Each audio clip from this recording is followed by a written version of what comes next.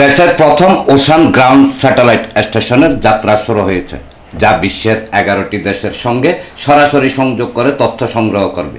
মঙ্গলবার সকালে চট্টগ্রাম বিশ্ববিদ্যালয়ের মেরিন সায়েন্স ইনস্টিটিউটের পাশে স্থাপিত এই স্টেশনের ডাটা সেন্টারের উদ্বোধন করেন ভূমি ও পার্বত্য চট্টগ্রাম বিষয়ক প্রতিমন্ত্রী ব্যারিস্টার মীর মোহাম্মদ হেলাল উদ্দিন।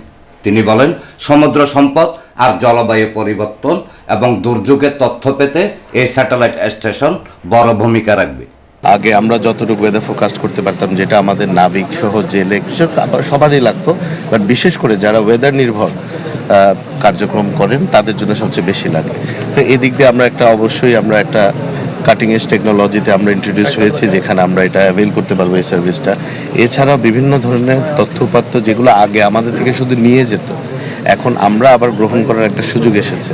তা আমি বিশ্বাস করি প্রতিটি সেক্টরে যার যেখানে দরকার এই ইনফরমেশনগুলো ইউজ করে, ব্যবহার করে জনগণের স্বার্থে, জনগণের পক্ষে এবং দেশের পক্ষে, দেশের স্বার্থে পজিটিভলি ব্যবহার করা হবে।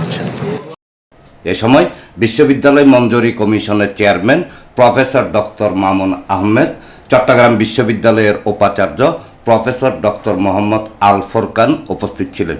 এনামুল হক লিটন, প্রগতি 24 টিভি।